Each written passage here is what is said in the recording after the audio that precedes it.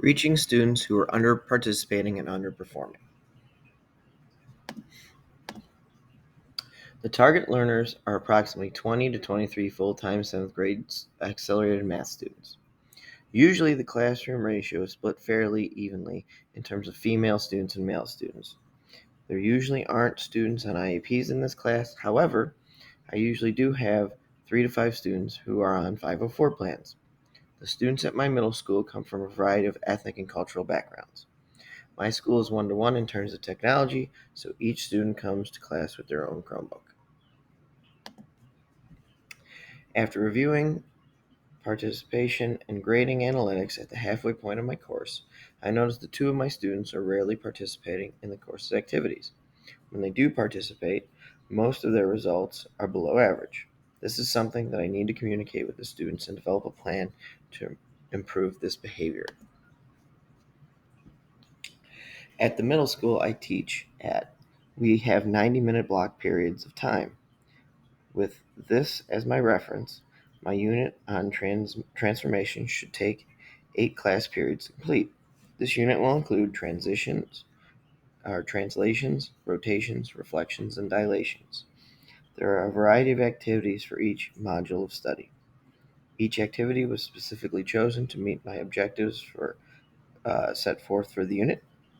The nice thing about almost all the activities for this unit is they offer the ability to check to see student participation as well as grading them for their work. This is an example of what a Nearpod and Pear Deck grading summary look like. For all my examples of grading summaries, I took out students' names to keep it anonymous, but wanted to let the audience see what it will look like. As you can see, I am able to check for correct answers, incorrect answers, as well as those students who chose not to give an answer. It also shows me how individual students did on the quiz questions, open-ended questions, draw, and fill-in-the-blank questions. Nearpod has useful features called participation, which estimates the engagement of the students with the lesson. From the data given, I would look at the students who didn't participate in the fill-in-the-blank questions. I also need to go conference with the students who had wrong answers or gave no answer. The nice thing about Nearpod and Pear Deck is the information is given to me. This is an example of a Google Form grading summary. As you can see, I am able to check the overall summary of how the students performed. I also can check how the students performed as a whole on each individual question or how each student individually performed. I want to conference with the student who received 6 out of 10. Looking at the average score, it is 9.31 out of 10. The 6 out of the 10 is an outlier, and I need to try to correct any misconceptions they have about transformations.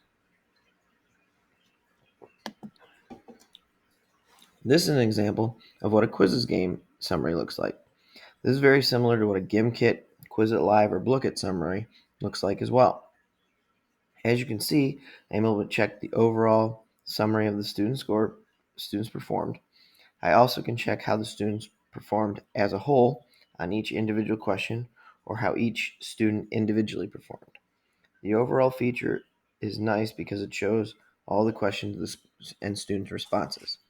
It gives me a nice overview of who got what question correct and incorrect and how many people missed that certain question.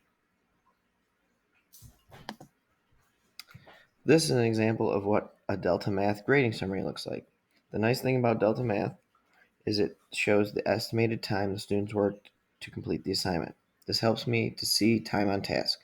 As you can see, there are a couple students in the high teens and early 20 minutes. I need to watch them. This could represent time off task or it could represent difficulty with the topic. Either way, I need to address it. As previously stated, I am at the halfway point of my course and have 2 students who are not only underperforming but are also who are also not participating to the best of their ability. I need to figure out a plan of action with these students.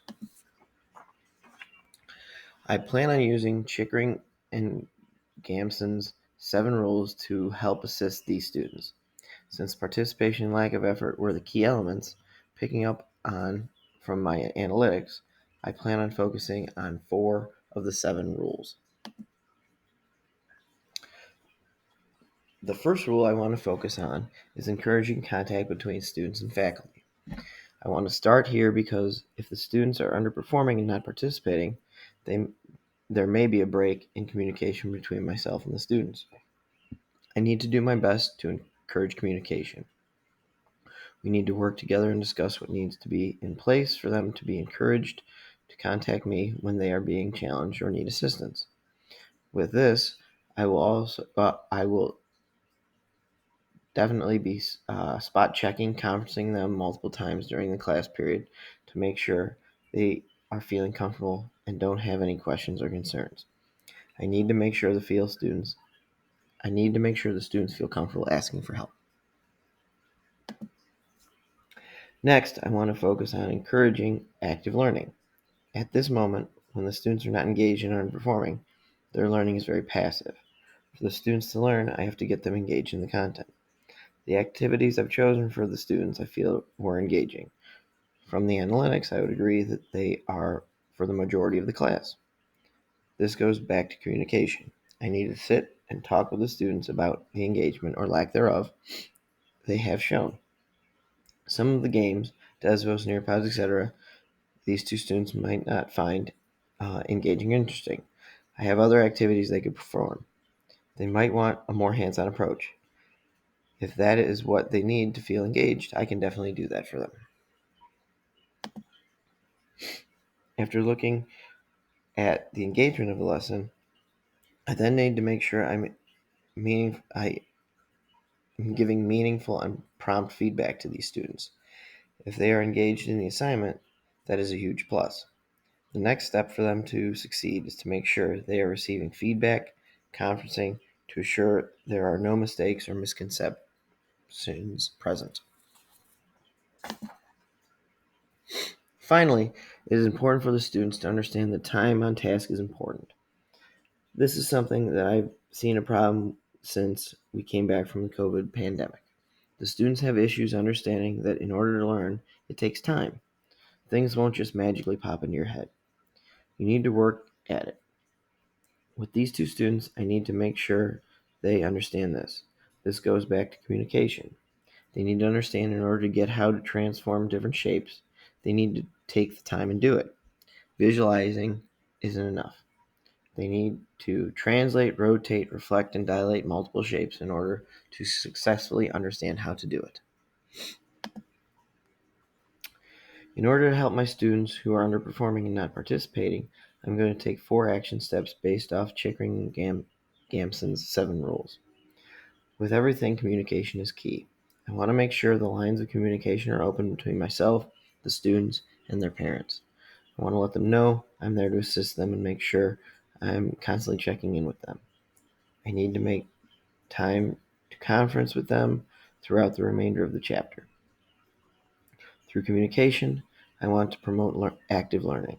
I need to discuss with the students exactly why they aren't engaged in the lesson activities, and if they aren't reaching them or they need more hands-on approach, I can offer different activities for them to work on and complete. Once the students complete an activity or work through a given lesson or module, I need to make sure I'm giving prompt and meaningful feedback. This goes along with conferencing and checking in with them. It's important for them to verbalize their understanding of the topic. Finally, I need to emphasize time on task. I need these students to understand that doesn't just happen. They need to take time and work at it in order to be successful, especially since they are in an accelerated math class. Most things have probably come easy to them thus far. They need to understand that in order to fully understand a topic, you need to work through it. When collecting and analyzing data, it is important to think about the ethical considerations and implications your research may have on your students. First of all, you want to make sure you keep your data confidential. When you are discussing your students' results, you need to keep it between you and them. You aren't looking to call a student out in front of their peers. That loses your credibility and may cause emotional harm to the students. If you're having issues, such as students not participating or underperforming, You want to make sure you are gaining their trust. If you act unethically, it will push them away. This will further their decline.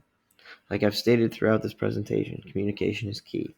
You need to make sure you are open and honest with your students about your findings, and they will respect you for it. Relationships will be built, and meaningful conversations will be had.